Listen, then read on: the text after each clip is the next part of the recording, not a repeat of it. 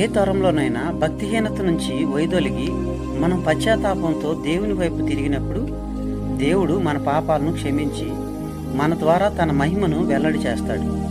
ఆయనే మన విమోచకుడు. మన విమోచకుడైన దేవుడు మన ద్వారా జీవిస్తున్నాడన్న విషయాన్ని మనం అర్థం చేసుకోవాలి.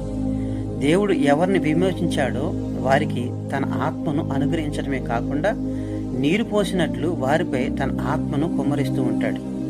దేవుడు తన ఆత్మను కుమ్మరించడం అంటే దేవుడు తన ఆశీర్వాదాన్ని మనపై మరియు రాబోయే మన పిల్ల పాపల తరముల మీద కూడా కుమ్మరించాలని ఆశపడుతూ ఉన్నాడు.